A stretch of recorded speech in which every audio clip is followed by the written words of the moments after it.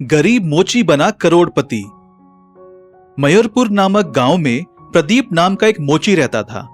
गांव का हर व्यक्ति टूटी चप्पलों को सिलवाने प्रदीप के पास ही आते थे, क्योंकि कितना भी टूटा चप्पल हो प्रदीप उसे सिलकर नया कर देता था। देखने वालों को वह बिल्कुल नया चप्पल लगता था। इस तरह प्रदीप अपना जीवन बहुत खुशी से बिता रहा था। अचानक एक दिन पुलिस प्रदीप के पास आकर कहती है, क्या तुम प्रदीप हो? हाँ सर, बताइए, आपका शू रिपेयर करना है। रिपेयर विपेयर कुछ नहीं, चलो स्टेशन, तुम्हें जेल में डालकर तुम्हारे हड्डियां तोड़कर रिपेयर करेंगे। मैंने क्या किया? मैंने कुछ भी गलत काम नहीं किया। मैं चप्पल रिपेयर करके अपना जीवन बिता रहा हूँ। लगता है आपको कुछ गलतफहमी हुई है। तुम्हें जो कुछ भी कहना है पुलिस स्टेशन चलकर कहो। प्रदीप को पुलिस स्टेशन ले जाते हैं। वहां जाकर देखा तो एक स्मगलर को पकड़कर पुलिस पिटाई करते रहता है। वह देखकर प्रदीप डर जाता है। क्या तुम प्रदीप हो? चलो, डायमंड्स कहां छुपाए जल्दी से बाहर निकालो, नहीं तो तुम्हारी भी इसी तरह धुलाई होगी। सर, पता नहीं आप मुझे क्यों लेकर आए हैं। मैं डायमंड्स के बारे में कुछ नहीं जानता। मैं तो सिर्फ सड़क के किनारे बैठकर टूटी चप्पलों को रिपेयर करके अपना जीवन बिता रहा हूं। हाँ, करेक्ट आदमी को ही लाए। क्या तुम उसे पहचानते हो? कहकर स्मगलर को दिखाता है। हाँ सर, इन्होंने एक बार शू रिपेयर के लिए दिया था। मैंने शू रिपेयर करके उनको वापस दे दिया। उसने जो शू रिपेयर के लिए दिया था उसी में डायमंड छुपाया है। भूल कर शू रिपेयर के लिए तुम्हें दे दिया। उसे पकड़कर धुलाई करने पर यह बात बताई। सर, रिपेयर करने के वक्त मुझे कोई डायमंड नहीं मिले। सर, अगर सच में मुझे डायमंड मिल जाते तो मैं सड़क के किनारे क्यों पड़ा रहता? कार या बंगले में रहता ना। शायद पकड़े जाने के डर से तुमने छिपा दिया होगा। सर, कृपा करके मुझ पर भरोसा करें। भगवान की कसम, मुझे कुछ नहीं मिला। देखने में बहुत भोले हो और तुम्हारी बातें भरोसे के लायक हैं। बस एक मौका दे रहा हूं, कल डायमंड्स ढूंढ कर ले आना, फिर तुम्हें गवर्नमेंट से 5 करोड़ का इनाम दिलवाऊंगा। यह सुनकर प्रदीप शॉक हो जाता है। फिर इंस्पेक्टर कहता है, इतना शॉक मत हो, उन डायमंड्स की कीमत 500 करोड़ है। यह बात सुनकर प्रदीप चक्कर खाकर नीचे गिर जाता है। फिर उसके चेहरे पर पानी छिड़ककर इंस्पेक्टर उसे उठाता है। क्या हुआ?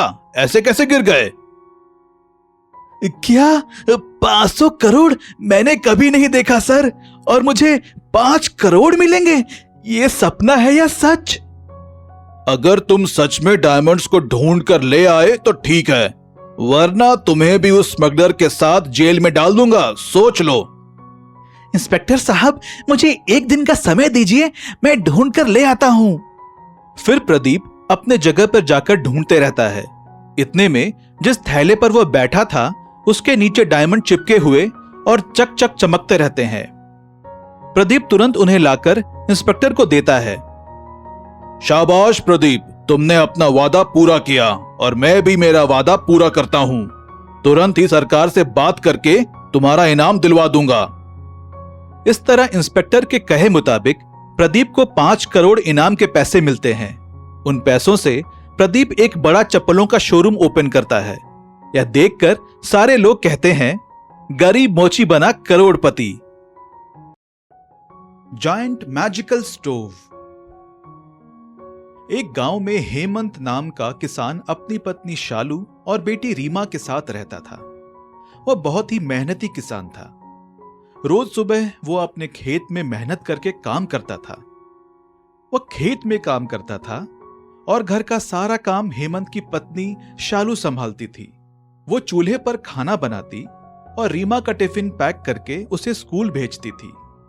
हेमंत के खेत में जो चावल उगते थे वह उसे बाजार में बेचकर अपना घर का खर्चा चलाता था।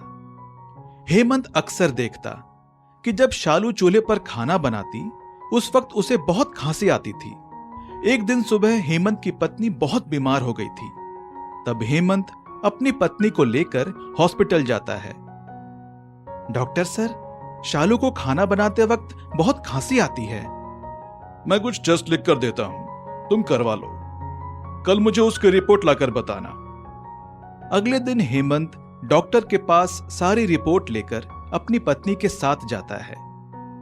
डॉक्टर रिपोर्ट्स को देखकर कहते हैं, हेमंत, तुम्हारी पत्नी शालू को लंग्स में इन्फेक्शन हो गया है। इसे चूल्हे पर खाना बिल्कुल नहीं बनाना चाहिए। मैं तुम्हें कुछ मेडिसिन लिखकर देता हूं, 2 महीने का इलाज चलेगा। ध्यान रहे कि चूल्हे पर खाना नहीं बनाए। हेमंत और शालू डॉक्टर की बात सुनकर परेशान हो जाते हैं। वो दोनों जब घर पहुंचते हैं तब रीमा अपनी माँ को देखकर बहुत खुश हो जाती है। माँ, क्या तुम अब ठीक हो? पापा, डॉक्टर ने क्या कहा? हाँ, तुम्हारी माँ ठीक है। खाना तो मुझे ही बनाना है। तुम चिंता मत करो, मैं स्टोव लेकर आता हूँ। फिर तुम्हें लकड़ी जलानी नहीं पड़ेगी। आप पैसे कहाँ से लाएंगे? तुम परेशान मत हो, मैं कुछ ना कुछ इंतजाम कर लूंगा। हेमंत अपनी खेत में काम कर रहा था। वो सोच रहा था कि मैं क्या करूं कि मैं स्टोव ले सकूं। तभी उसके खेत में जो चावल उगते थे, वो उन चावल को गांव से बाहर बेचने गया और जो पैसे मिले उससे उसने एक स्टोव खरीदा और उस स्टोव को घर लाकर अपनी पत्नी को दे दिया। स्टोव देखने में तो बहुत ही सुंदर लग रहा है। अब तुम स्टोव पर कुछ बनाओ, बहुत भूख लग रही है। शालू ने सोचा कि अगर मेरे पास दूध होता तो आज मैं सबसे पहले खीर बनाती। वह दाल कुकर में चढ़ाकर चली जाती है और जब वो आती है तो देखती है कि खीर रेडी था। ये देखकर शालू परेशान हो गई। ये क्या? खीर कहाँ से आ गई? अब मैं तो दाल कुकर में चढ़ा कर गई थी, पर खीर कहाँ से आ गई? शालू सारी बात अपने पति हेमंत को बताती है। पहले तो हेमंत भी हैरान हो जाता है, फिर बोलता है, अरे छोड़ो, जिधर से भी आई है इधर लेकर आओ, बहुत भूख लगी है, मिलकर खाते हैं। अगले दिन सुबह शालू कहती है, आप नहाकर आ जाओ, मैं नाश्ता बना देती हूँ। हाँ। जब शालू नाश्ता बनाने रसोई में जाती है तो देखती है कि स्टोव पर 3 बर्तन में नाश्ता तैयार था। शालू ये सब देखकर हैरान हो जाती है और वो हेमंत को बुलाती है। सुनिए, इधर जल्दी आइए, जल्दी से आइए। मुझे लगता है कि ये कोई आम स्टोव नहीं है, मैजिकल स्टोव है। ऐसा कैसे हो सकता है? जो भी मैं मन में सोचती हूँ वह खुद ब खुद बन जाती है। अच्छा, तो अब तुम नाश्ते के साथ चाय के बारे में सोचो। शालू के सोचते ही गरम चाय एक बर्तन में आ जाती है। अरे ये तो सच में मैजिकल स्टोव है। इतने में आवाज आती है। तब शालू और हेमंत देखते हैं कि स्टोव बोल रहा था और वो एक जायंट मैजिकल स्टोव में बदल गई। उसने कहा, मैं एक रानी हूँ और मेरे पास मैजिकल शक्ति है। अब से तुमको जो भी खाने को चाहिए वो मिल जाएगा। ये सुनकर वो दोनों खुश हो जाते हैं और शालू अपनी बेटी से कहती है, अब से तुमको जो भी खाने को चाहिए वो मिल जाएगा। रीमा बहुत खुश हो जाती है। इस तरह उनकी जिंदगी बहुत ही आराम से गुजरने लगती है और इसके बाद हेमंत और शालू गांव के गरीब लोगों को घर बुलाकर खाना खिलाते हैं। कहानी की सीख। इस कहानी से हमें सीख मिलती है कि हम अगर गरीबों की मदद कर सकते हैं तो मदद करनी चाहिए। कहानी का शीर्षक है जादुई ट्रैक्टर। बहुत समय पहले किशनपुर नामक गांव में 2 भाई रहते थे। बड़े भाई का नाम मोहन और छोटे भाई का नाम सोहन था। वो दोनों बापू द्वारा दी गई जमीन पर खेती करते थे, जो कि क्षेत्रफल में बराबर थी। इसके बावजूद बड़ा भाई मोहन धनवान व खुशहाल था और छोटा भाई सोहन गरीब और दुखी था। इसका बहुत बड़ा कारण ये था कि मोहन के पास ट्रैक्टर था जो कि उसकी बीवी दहेज में लाई थी। मोहन ट्रैक्टर से खेती करता और सोहन बैलों से। मोहन ट्रैक्टर को गांव के किसानों को किराए पर भी देता था, जिससे उसकी बहुत अच्छी आमदनी हो जाती थी। मोहन सोहन को ट्रैक्टर मांगने पर क्या किराए पर भी नहीं देता था। फिर एक दिन, मोहन भैया, एक दिन के लिए अपना ट्रैक्टर मुझे दे दो, मेरी भी खेती अच्छी हो जाएगी। चाहे आप उसके लिए किराया ले लेना। नहीं, मैं अपना ट्रैक्टर तुम्हें नहीं दे सकता। तुझे शर्म नहीं आती? हर बार तुझे मना करता हूँ और तू है कि बार बार ट्रैक्टर मांगने मेरे पास आ जाता है। आप बड़े भाई हो, आपसे कैसी शर्म। लेकिन आज आप बता ही दो कि आप मुझे अपना ट्रैक्टर क्यों नहीं देते। भोला मत बन, तुझको सब पता है। लेकिन फिर भी सुन, पिताजी ने हम दोनों को बराबर बराबर जमीन दी थी, जो कि मेरे अनुसार ठीक नहीं है, क्योंकि बड़ा होने के नाते मैं पिताजी के साथ खेतों में मेहनत करने जाता था और अन्न उगाता था। तू छोटा था, इसलिए पिताजी तुझसे काम के लिए कहते ही नहीं थे। और दूसरी बात यह है कि ट्रैक्टर तेरी भाभी दहेज में लेकर आई थी। वो भी नहीं चाहती कि तुझको ट्रैक्टर दूं। भैया, मैंने कोई बेईमानी थोड़ी ना की है। पिताजी के आज्ञा के अनुसार आधी जमीन आपके पास है और आधी जमीन मेरे पास है। पिताजी की आज्ञा का हम दोनों भाइयों को सम्मान करना चाहिए। एक बार सोहन अपने खेतों से जी तोड़ मेहनत करके अपनी किस्मत को कोसता हुआ अपने घर जा रहा था। मेरी किस्मत ही खराब है। मैं जी तोड़ मेहनत करता हूँ, फिर भी 2 जून की रोटी मुश्किल से मिल पाती है। काश मेरे पास भी ट्रैक्टर होता तो मैं भी धनवान होता। तभी उसको रोने और बचाव बचाव की आवाज सुनाई पड़ती है। सोहन ने महसूस किया कि वो आवाज एक कुएं से आ रही थी। उसने कुएं में झांक कर देखा तो मालूम पड़ा कि एक लड़की कुएं में गिर गई है, जो मदद के लिए चिल्ला रही है। भाई भाई, मेरी मदद करो, मुझे इस कुएं से बाहर निकालो। सोहन रस्सी का इंतजाम करके उस लड़की को कुएं से निकालता है। भाई, तुमने मेरी मदद की है, मेरी जान बचाई है। मैं तुमसे बहुत खुश हूँ। मैं कोई साधारण लड़की नहीं हूँ, मैं एक परी हूँ और मेरा नाम सोन परी है। तुम्हारी कोई समस्या है तो बताओ, मैं तुम्हारी मदद करना चाहती हूँ। सोहन अपनी सारी बात बताता है और कहता है, आप खुद तो कुएं से अपने आप को निकाल नहीं पाई, फिर मेरी मदद आप कैसे करेंगी? परियों के पास तो बहुत शक्ति होती है।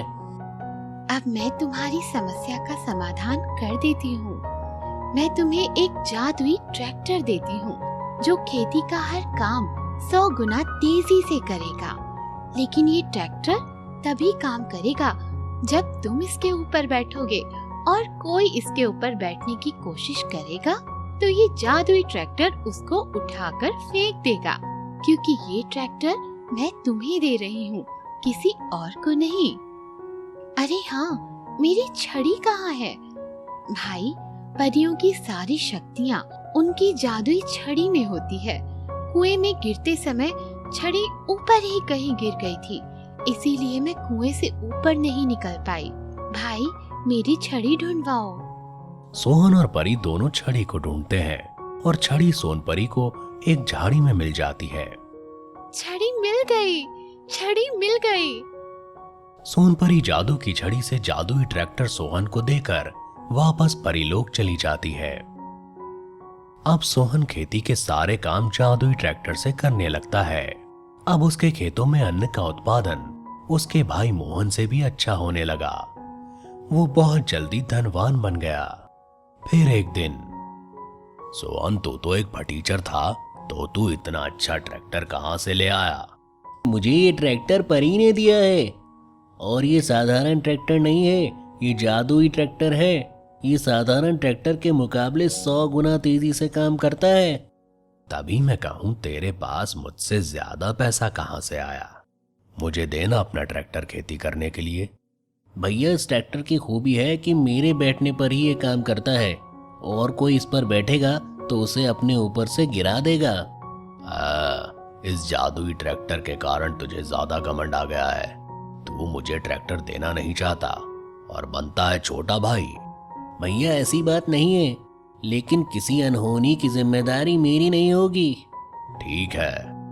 मोहन जैसे ही ट्रैक्टर पर बैठता है, ट्रैक्टर अनियंत्रित होकर इधर उधर भागने लगता है और मोहन को अपने ऊपर से गिरा देता है। अब मोहन को ट्रैक्टर की शक्तियों का एहसास हो जाता है और सोहन से फिर कभी पंगा नहीं लेता है। सोहन जादुई ट्रैक्टर के कारण सुखपूर्वक रहने लगता है।